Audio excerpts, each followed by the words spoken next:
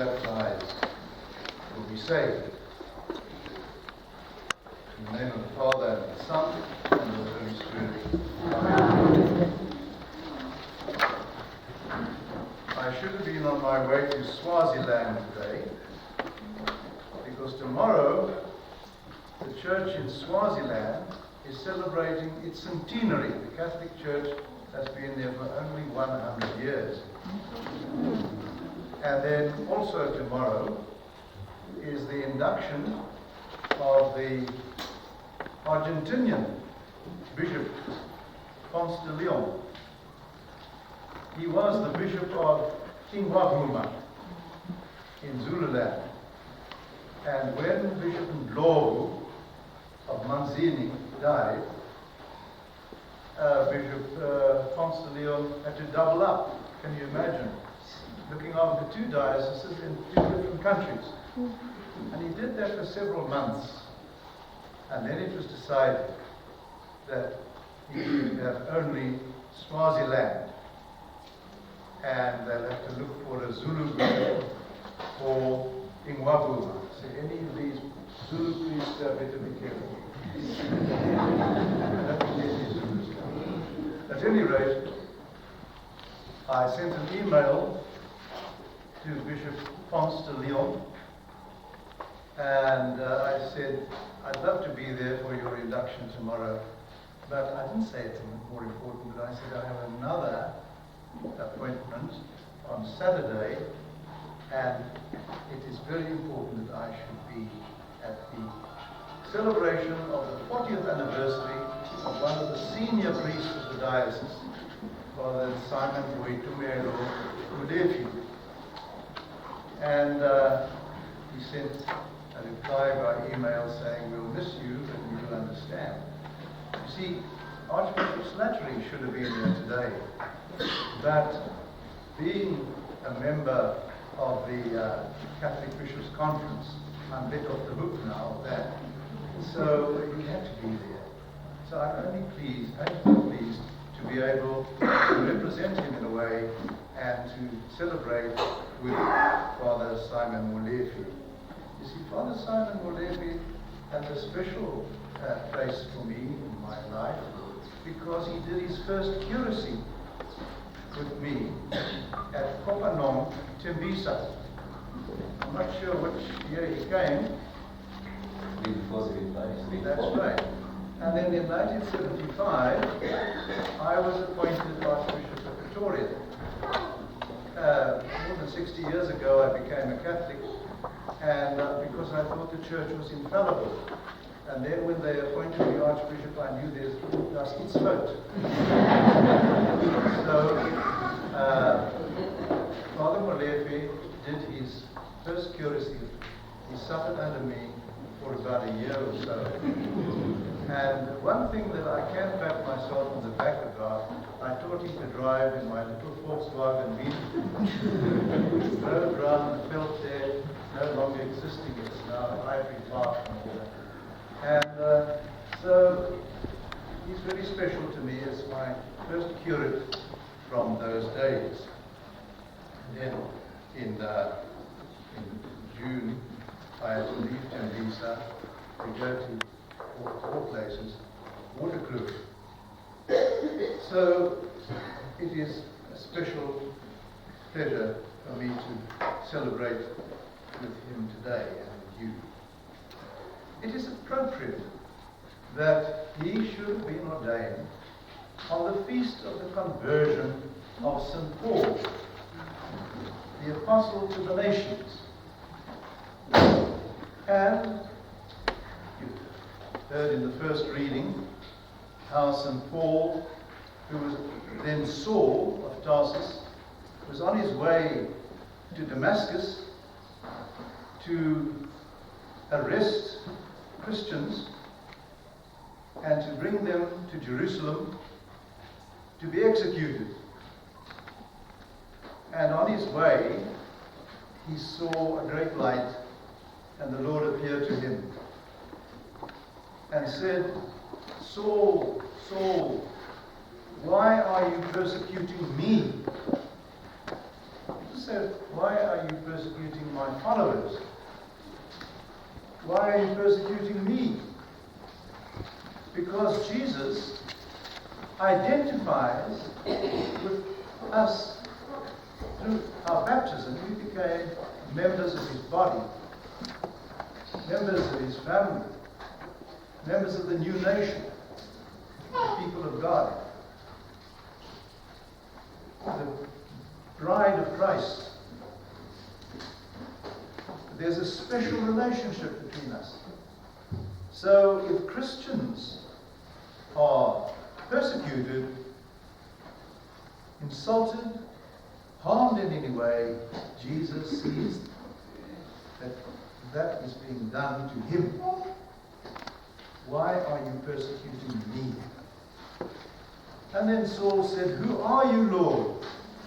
He said, I am Jesus, whom you are persecuting. So,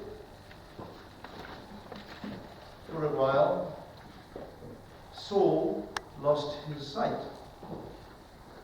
and was taken into Damascus, because Damascus is very much in the news lately. For the last 3 years we've heard hardly anything about Damascus.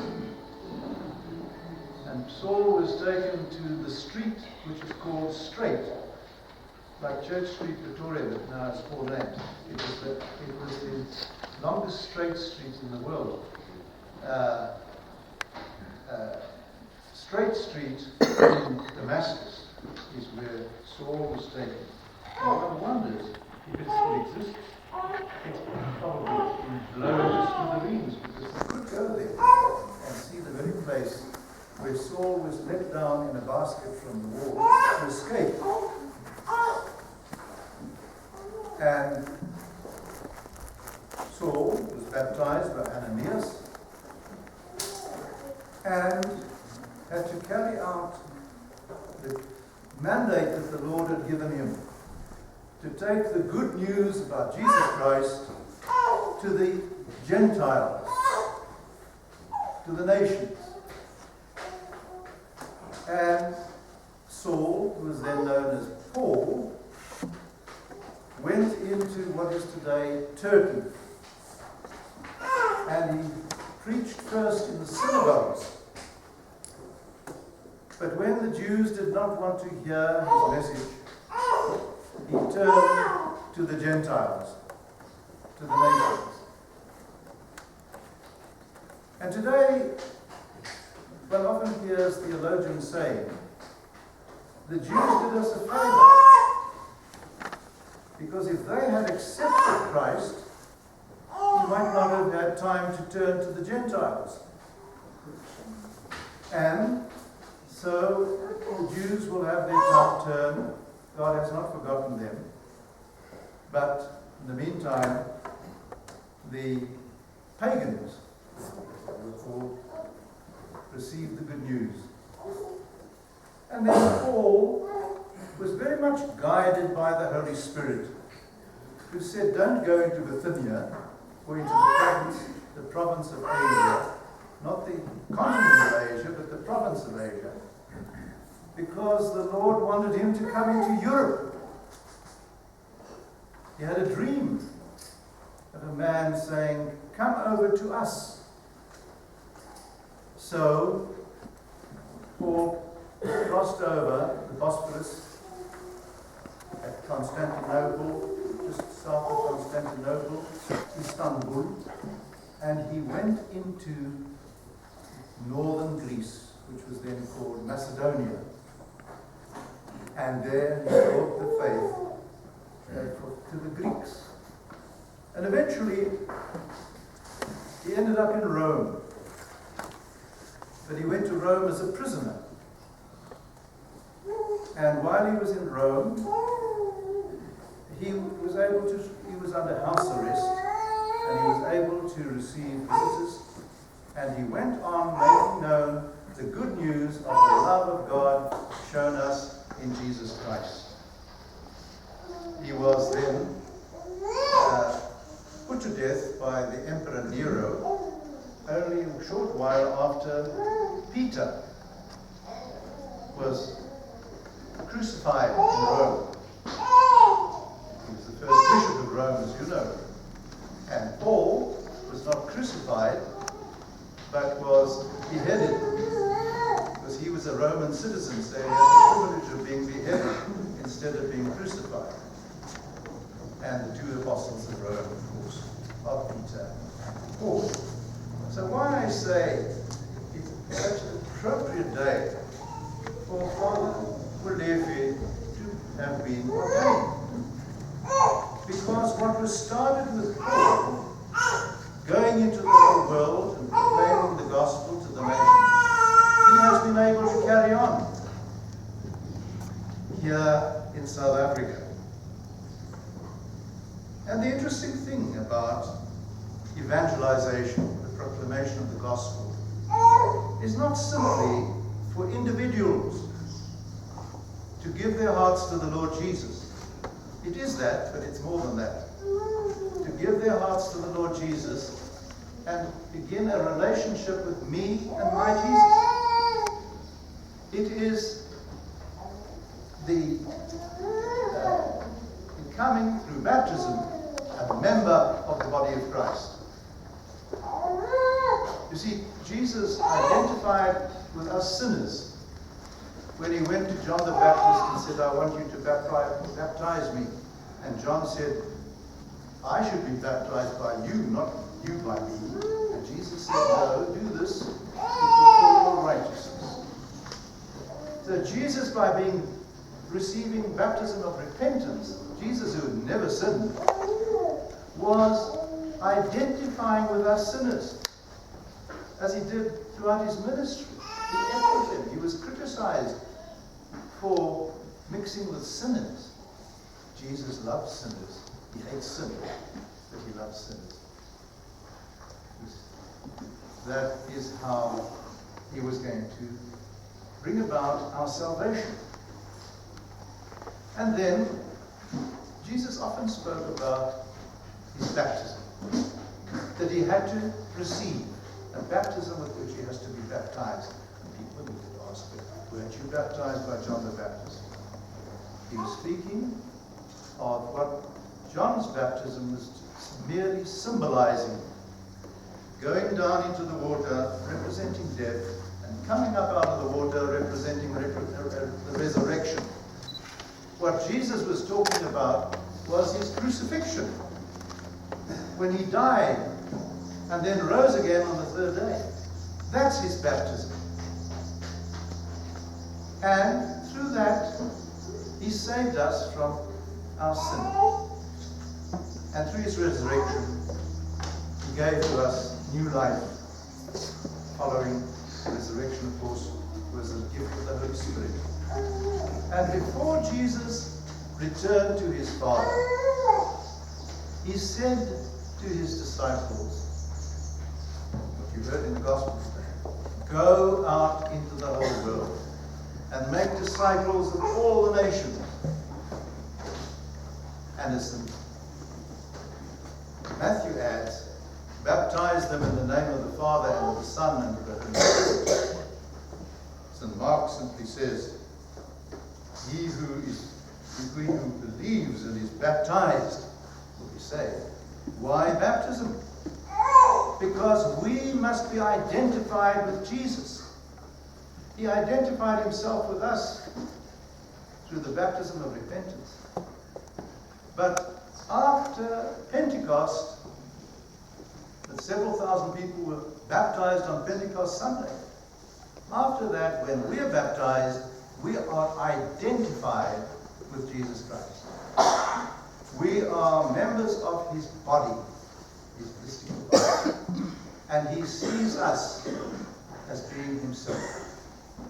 That's why he said in the Gospel according to St. Matthew, I was hungry and you gave me food. I was thirsty and you gave me drink. I was naked and you clothed me. I was sick and you came to me. I was in prison and you visited me. And they said, Lord, when did we see you hungry or thirsty or sick or naked, in prison? And he said, for as much as you did this, the my brothers and sisters. He did it to me. So we are members of the church which Jesus established, which is the body of Christ. So evangelization is not just to make individual Christians who go around and say, well, I'd like to meet up with some others. It is the establishment of the church and bringing us into that relationship with Jesus and with one another in the church. So Father Molefe, for 40 years, you've done this work. You have rounded up people, told them about Christ, baptized them, and when I was a bishop, you used to call me to come and confirm them, and now you call Bishop Slattery, and you've carried on this work of building up the church, the body of Christ, promoting his kingdom. God bless you for that. Shall we stand please for the creed? And immediately after the creed, as the prayer for the faithful, we will ask one from St. Vincent de Lisa to come and do a prayer of the faithful in our own language. One from St. Peter Tabor, Mamelodi East. One from St. Raphael.